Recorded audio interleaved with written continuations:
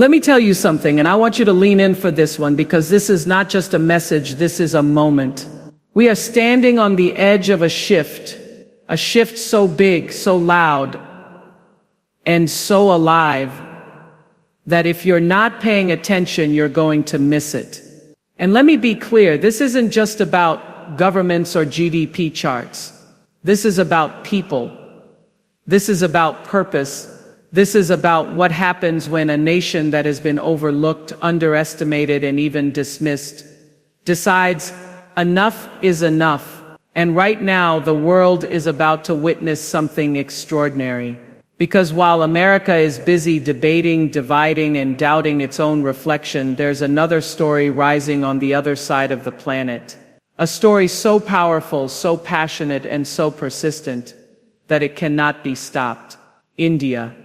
Yes, India. The land of 1 billion souls. The land of rhythm and reason. The land of ancient wisdom wrapped in modern ambition. And I'm here to tell you today that America's next big mistake, it won't just be a headline. It will be the spark that sets a fire so bright the whole world will see it. Because when you take your eyes off your purpose, when you forget the hunger that built you, when you get so comfortable that you start thinking you're untouchable, that's when you fall. And that's what's happening. Right now, America is falling asleep at the wheel, arguing in circles, forgetting the very principles that once made it the light. While over in India, something different is happening. They're not waiting for permission. They're not asking for applause. They are building quietly, consistently, faithfully. They're coding, they're creating, they're dreaming, they're doing. And it's not just about tech or trade, it's about something deeper. It's about the soul of a nation that has known hunger and used it as fuel. You see, when you've been counted out, when you've been told you're behind, when you've had to fight just to be seen, you develop something that comfort can't give you. You develop grit. You develop vision. You develop a fire that says, I will rise, even if no one is clapping. That's India today. While America is getting distracted by the noise, India is listening to the future. While some leaders in the West are chasing likes and headlines, young minds in India are chasing purpose. And I'm not here to pit one against the other. This isn't about tearing anyone down. This is about waking people up. Because history has shown us again and again that when a nation forgets the fire that built it, there's always another one ready to rise. And that's what's happening. Right now, I've seen it. I've felt it. I've walked in rooms where 19-year-olds in India are building empires from laptops. I've spoken with young girls from villages who speak 3 languages, study by candlelight, and dream in full color. And I thought to myself, this is what unstoppable looks like. Not loud, not arrogant, not entitled, but focused, fierce, faith-filled. This is not just a country on the rise. This is a movement, a momentum, a miracle in motion. And the mistake America is making right now is thinking that the world will always wait. That leadership is a birthright. That innovation lives in only one zip code. But that's not the truth anymore, because the world has changed. The world is watching. And the world is waking up to a new possibility. India is not trying to replace America. India is trying to be India, to bring a different kind of power to the table. One that doesn't dominate, but collaborates. One that doesn't just take, but gives. One that leads not just with muscle, but with meaning. And if you're listening to me right now, I want you to hear this in your bones. The future will not belong to the loudest. It will belong to the most prepared. And make no mistake, America's next big mistake will not be India's fault. It will be America's wake-up call. Because while one nation is hitting snooze, the other has already started the day. And baby, let me tell you, the dawn belongs to India. You know what happens when you stop being hungry? You stop growing. You stop reaching. You stop fighting for the very thing that made you strong in the first place. And right now, America is living in that danger zone. The danger zone of comfort. The danger zone of believing you've already arrived. The danger zone of thinking The world owes you something, when in truth, the world doesn't owe you anything. Once upon a time, America was the underdog, the country that dared to dream bigger than anyone thought possible, the place where innovation wasn't just a word, it was a way of life, where people came with nothing but hope in their pockets. And they built empires out of sweat, sacrifice, and spirit. That hunger, that fire is what made America the heartbeat of the world. But when you forget the hunger, you forget the very thing that got you here. I want you to think about this. Every empire that's ever fallen didn't just collapse because of enemies on the outside. It crumbled because of blindness on the inside. The Roman Empire, the British Empire, the Ottoman Empire, they all shared the same disease, complacency. It's that slow erosion that comes when you start believing your own myth. When you get so comfortable that you stop asking hard questions, when you trade curiosity for convenience. And let's be honest, that's where America is right now. Fighting over politics instead of purpose, splitting communities over identity instead of unity, obsessing over what divides instead of what builds. Meanwhile, the rest of the world is moving. India is moving. And here's the truth. When one nation forgets what hunger feels like, another nation that still knows it will rise. Because hunger is power. Hunger is energy. Hunger is not something to fear. It's something to harness.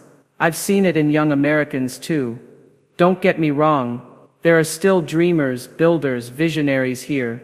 But the system is teaching them to chase safety, not greatness, to chase applause, not purpose. And here's the cost of that. When a nation gets too safe, too distracted, too comfortable, it creates space. And trust me, somebody else will fill it. India knows hunger. India knows resilience. India knows what it feels like to be counted out. And that memory, that scar, is what makes them unstoppable. You see, complacency and hunger cannot live in the same house. One is a cushion, the other is a fire. One makes you sit, the other makes you run. And America right now is sitting, while India is running. That's the cost of forgetting hunger. Now let me make this plain. I am not saying America is finished. I'm saying America is at risk of making a mistake so big, so costly, that it could shift the future. A mistake born not of weakness, but of arrogance. The arrogance of assuming leadership is permanent. The arrogance of assuming the world will always wait. But the truth is leadership must be earned. Every single day. And if America keeps hitting snooze, keeps fighting over the small things while ignoring the big ones, keeps forgetting that it was hunger, not privilege, that built this country, then yes, America will make its next big mistake.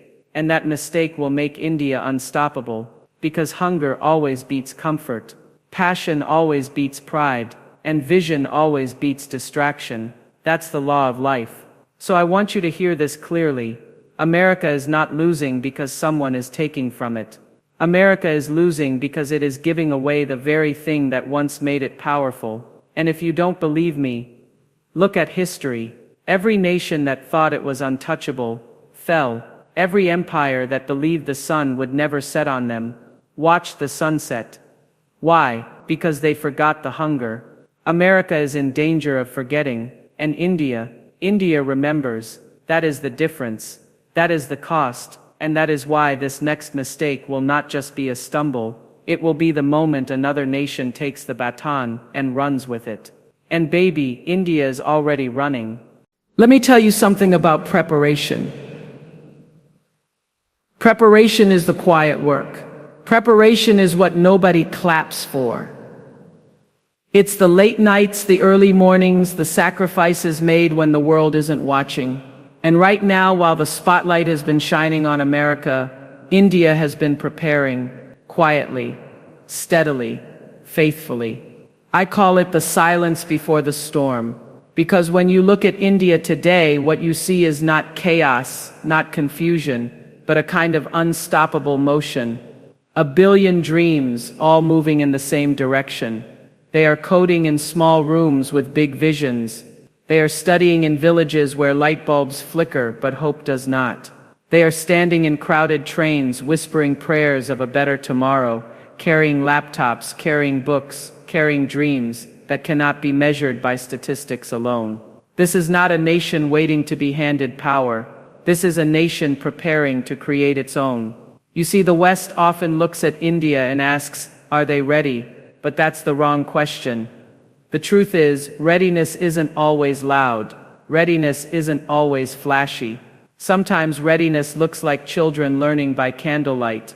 Sometimes it looks like a mother working 3 jobs to send her daughter to school. Sometimes it looks like a young man in a small town teaching himself how to build code from a phone he borrowed. That's readiness. That's preparation.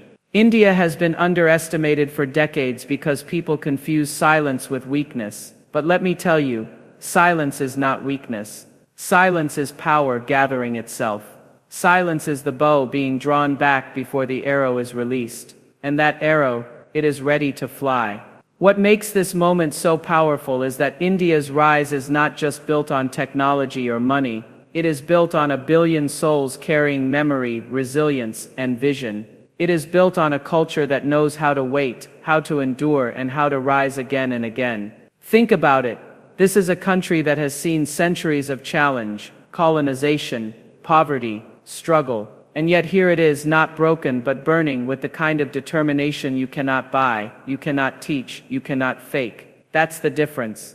America's mistake may be to underestimate this silent preparation, to think that leadership only comes from noise, from power plays, from the loudest voice in the room. But India is proving that real power comes from persistence, from discipline, from doing the work long before anyone else believes in you. I've walked through schools in India where children are learning 3, sometimes 4 languages. I've seen villages where entrepreneurs run businesses from one shared computer. I've spoken to young women who told me, I will be the first in my family to go to college, and I will not be the last. Do you hear the power in that? Do you hear the preparation in that? This is not about chance. This is not about luck. This is about a nation quietly stacking bricks, one by one, until suddenly, the world turns around and says, where did this skyscraper come from? It came from silence. It came from struggle. It came from sacrifice. And the world needs to know, you cannot stop what is already in motion. That's what India is today. A motion, 1 billion dreams moving together. Not perfect, not polished, but purposeful. And purpose beats polish every single time. So when people ask, can India rise? I say, open your eyes, it already has. The preparation is done, the fire is lit. The silence has ended. And soon the world will understand that this wasn't an accident, this wasn't a fluke, this was destiny in motion. America may make its next big mistake by looking away, by assuming this motion can be slowed, by assuming these dreams can be delayed. But once 1 billion people decide to move forward, there is no force strong enough to push them back. And that's what's happening. Right now, you can feel it, you can see it. You can hear it in the footsteps of young students, in the keystrokes of coders, in the voices of women demanding a seat at the table, in the prayers of parents who believe their children will live a life they never imagined for themselves. That is India's silent preparation. It's no longer silent. It's a song of resilience, a song of vision, a song of power that is not coming. It's already here. 1 billion dreams in motion. And baby, once they reach full stride, the world will never be the same. Here's the truth most people don't want to face. Leadership is not about being the biggest. It's not about being the loudest. It's not even about being first. Leadership is about vision. Leadership is about responsibility. Leadership is about the ability to carry not just your own people, but to inspire others to rise with you. For too long, the world has thought leadership was about domination, about one nation at the top and everybody else trying to climb up behind. That's the old story. That's the outdated model. But let me tell you the new story. The new story is being written right now, and India is holding the pen. This isn't about India trying to replace America. No, India isn't chasing America's shadow. India is creating its own light. And that is the power shift the world doesn't see coming. Because real leadership isn't about copying somebody else's playbook. It's about creating a new one. And what India is showing us in its own quiet and determined way is that you don't have to be America to lead. You don't have to repeat someone else's history to write your own destiny. This is what I want people to hear. Leadership in the 21st century isn't going to look like leadership in the 20th. It's not going to be one superpower telling the world how to think, how to live, how to dream. The future belongs to nations, to communities, to leaders who know how to collaborate, not just control, who know how to lift up, not just look down. And India is stepping into that role with something powerful: humility and hunger. Think about it. This is a nation that has endured colonization, division, poverty. Yet instead of turning bitter, instead of building walls, India is building bridges. Bridges of technology, bridges of trade, bridges of culture. When I look at the young generation in India, I don't see a people obsessed with taking somebody else's crown. I see a people building their own kingdom. One based not just on power but on purpose. That's the power shift. And here's the mistake America risks making: assuming that leadership is about keeping others down. Assuming that the only way to win is if somebody else loses. That's not leadership, that's fear. Real leadership is when you shine so bright that you light the path for others. And right now, India is becoming that light. I want you to imagine this: a world where leadership doesn't come from intimidation, but from inspiration. Where strength doesn't mean crushing others, but creating opportunities for all. Where progress doesn't mean consuming more, but creating balance between growth and the planet that sustains us. That's the leadership India is pointing toward. That's the leadership the world is craving. It's not about armies marching. It's not about flags waving higher than someone else's. It's about ideas. Ideas that say we don't have to copy the West to rise. We can rise as ourselves. We can rise as India. And baby, that's what unstoppable looks like. Because when you stop chasing somebody else's crown, when you stop measuring yourself against somebody else's reflection, you finally step into your own greatness. And that's exactly what India is doing. The West may be looking at GDP numbers and military budgets, trying to predict when or if India will catch up. But India isn't chasing. India is creating. It's creating new systems, new stories, new standards for what leadership can mean in a world that is tired of old models that divide us. That's what makes this shift so powerful. America may think it can delay India by holding on tighter, by clinging to the old ways of control and dominance. But you cannot stop an idea whose time has come, and India's time has come. Let me say that again. India's time has come. And the power shift we're talking about here, it's not a transfer of a crown. It's the birth of a new kind of kingdom.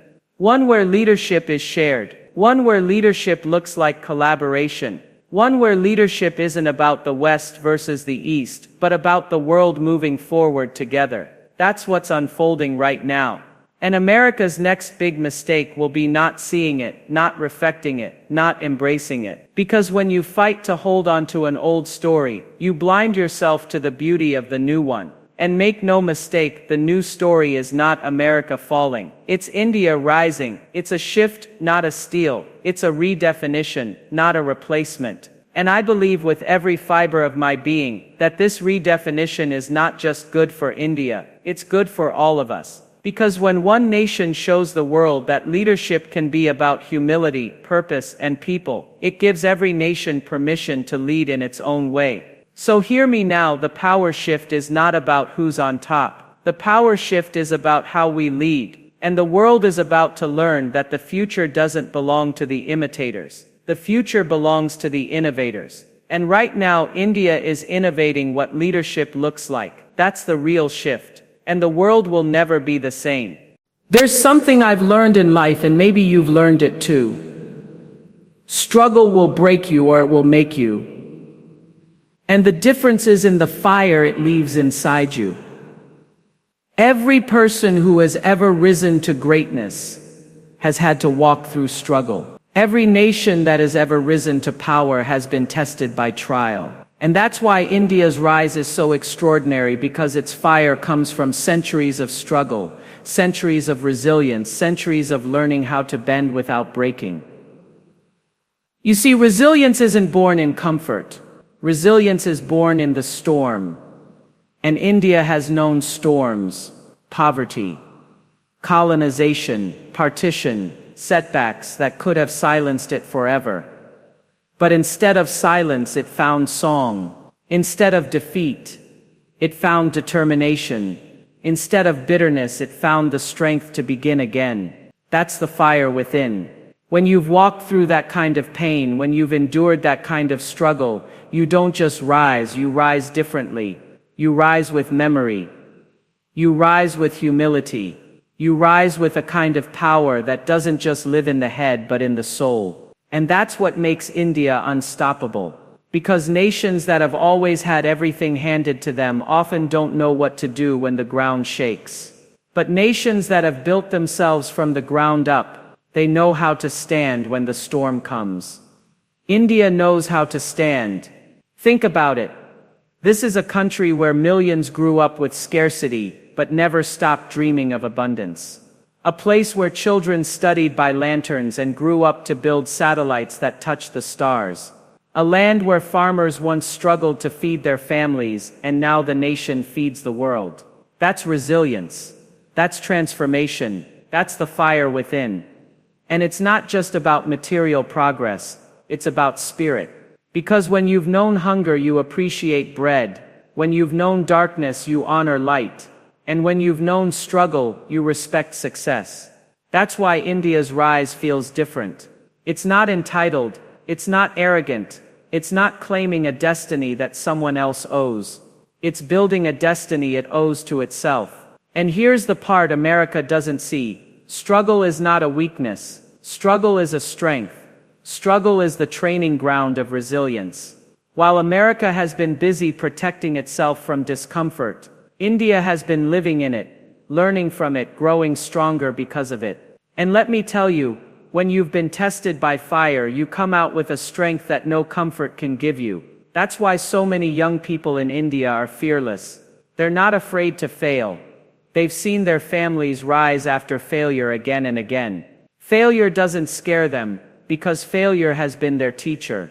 And failure, when embraced, is the most powerful teacher of all. So while America's mistake may be to run from discomfort, India has embraced it. While one nation is cushioning itself from the storm, the other is learning how to dance in the rain. And that is why resilience will always beat complacency. I want you to picture this: a young girl in a rural village walking miles just to get to school. She studies under a tree, she studies with borrowed books, she studies when everyone else is sleeping. That girl will one day be a scientist, a leader, an innovator. Why? Because her fire was lit by struggle. Now picture a young boy in a crowded city, surrounded by noise, pollution, and poverty. He borrows a neighbor's old computer. He teaches himself coding. He builds an app that changes lives. Why? Because his fire was lit by struggle. Multiply those stories by millions, by tens of millions, by hundreds of millions. And you begin to understand why India cannot be stopped. Because this is not just one story. This is a billion stories. A billion fires. A billion examples of resilience rising from struggle. And America's mistake, to underestimate that fire. To believe that because India doesn't shout as loud, it doesn't burn as bright. But let me tell you, the brightest fires often begin in the darkest nights. India's night has been long. But the dawn it is bringing, that dawn is unstoppable. So when you ask why now, why India, why this moment? The answer is simple: because resilience has matured into power. Because the fire that was lit by centuries of struggle has now become a torch, lighting the way forward. And no matter what America does, no matter what mistake it makes next, this fire cannot be put out. Because once resilience becomes identity, you can no longer stop it. You can only watch it rise. That is the fire within. That is the story of resilience born from struggle. And that is why India is not just rising, it is rising to stay. The future does not belong to the fearful. The future does not belong to the ones who play it safe. The future does not belong to those waiting for permission. The future belongs to the bold. And right now, India is showing us what boldness looks like. Boldness is not arrogance. Boldness is not about walking into a room and demanding attention. Boldness is about walking into a room with quiet confidence, knowing who you are, knowing where you came from, and knowing exactly where you're going. That's the boldness I see rising in India today. Think about it. Every young student who dares to dream beyond their circumstances, that's bold. Every entrepreneur who risks failure to build something new, that's bold. Every community that comes together to lift up the ones left behind, that's bold. The boldness of a nation is not measured in weapons, it is measured in vision. It is measured in courage. It is measured in the willingness to bet everything on a dream, even when others say it cannot be done. And if you look at India today, that is exactly what you see: courage, vision. 1 billion dreams daring to defy the odds. Now let's be clear, the bold are not the ones who never fall. The bold are the ones who get back up. Again and again. And India has shown the world what it means to get back up, to rise after colonization, to rise after poverty, to rise after being overlooked and underestimated for decades. That is boldness. America's next mistake may be to cling to comfort, to cling to old ways of thinking, to cling to a belief that leadership is permanent. But leadership is never permanent. Leadership belongs to those who are bold enough to step into it. And right now, India is stepping. The bold ask different questions. While America debates the past, India is asking about the future. While others argue about what cannot be done, India is saying, watch us do it. The bold do not wait for the perfect moment. They create the moment. And that's exactly what's happening right now. You can feel it in the air. You can see it in the faces of young people who refuse to let their story be written by someone else. You can hear it in the conversations happening in boardrooms, in classrooms, in living rooms. Conversations about innovation, conversations about vision, conversations about destiny. That's boldness. And let me tell you, the future will not belong to the ones who hesitate. It will not belong to the ones who cling to comfort zones. It will belong to the ones who are willing to step out, to take risks, to fall forward if they must. The world is not waiting anymore. The world is moving, and those who stand still, those who play it safe, those who hold back, will be left behind. That's the lesson here. That's the message. India is not unstoppable because it has more people. India is unstoppable because it has more boldness. Because it has more people willing to try, to fail, to rise, and to try again. And that is the spirit the world needs. I want every person listening to hear this. The bold are not born, they are made. They are made in the fires of resilience, in the silence of preparation, in the courage of vision. That is the blueprint India is giving the world right now. And if America wants to keep its place, if any nation wants to lead in this new era, they too will have to choose boldness over comfort, vision over fear, courage over hesitation. Because the future is not promised to anyone, it belongs to those who claim it. India is claiming it. India is daring to step forward, daring to innovate, daring to lead not by imitation but by inspiration. And that is what will make it unstoppable. So when people ask, what will America's next mistake be? I say this: America's mistake will be underestimating boldness. Thinking that power lives in the past when in fact it lives in the future, and the future belongs to the bold. So the question is not whether India will rise, because it already is. The question is who else will rise with it. Who else will be bold enough to step into the new dawn, bold enough to imagine something better, bold enough to create a world where leadership is not about domination but about collaboration, about courage, about vision. That's the future that is calling us. That's the future that is here. And once again, let me remind you, America's mistake may be the spark, but India is the fire, and the future belongs to the fire. The future belongs to the fearless. The future belongs to the bold.